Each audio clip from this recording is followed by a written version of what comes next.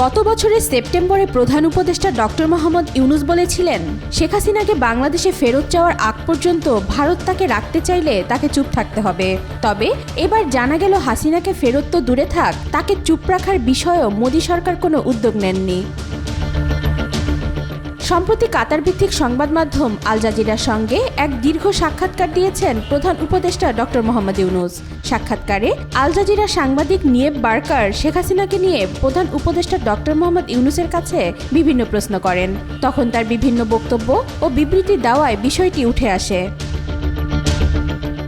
Al Jazeera সাংবাদিক বলেন, শেখ হাসিনা দাবি করেন তিনি এখনও বাংলাদেশের প্রধানমন্ত্রী। তিনি ভারত থেকে এসব বিবৃতি দিচ্ছেন। অন্তর্বর্তী সরকার ভারতে তার অবস্থানকে কিভাবে দেখে? জবাবে ডক্টর ইউনূস বলেন, ব্যাংককে বিমস্টেক সম্মেলন হয়েছিল। সেখানে প্রধানমন্ত্রী নরেন্দ্র মোদী সহ বিমস্টেকভুক্ত দেশের সব সরকার প্রধান এসেছিলেন।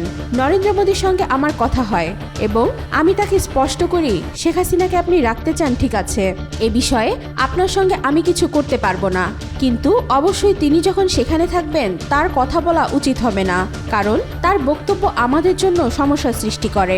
তিনি বক্তব্য দিয়ে বাংলাদেশের মানুষকে উত্তেজিত করেন, আর এজন্য আমাদের ভোগান্তি পোহাতে হয়।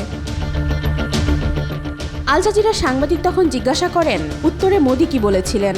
জবাবে ডক্টর ইউনূস বলেন, তিনি বলেছিলেন, ভারত হলো এমন দেশ যেখানে সামাজিক মাধ্যম সবার জন্য উন্মুক্ত। আমি এটি নিয়ন্ত্রণ করতে পারবো না। নির্বাচনে আওয়ামী লীগকে অংশগ্রহণের অনুমতি দেওয়া হবে কিনা এমন প্রশ্নের উত্তরে ডক্টর মোহাম্মদ ইউনূস বলেন, এই প্রশ্নের জবাব আওয়ামী লীগকেই নির্ধারণ করতে হবে। দলটি আগে নিজেই সিদ্ধান্ত নেবে যে তারা নির্বাচনে যোগ দেবে কিনা। ডক্টর মোহাম্মদ ইউনূস আরও বলেন, বাংলাদেশের পরিস্থিতি দেখে এখন মানুষ মনে করে অন্তর্বর্তী সরকার তাদের জন্য ভালো সমাধান।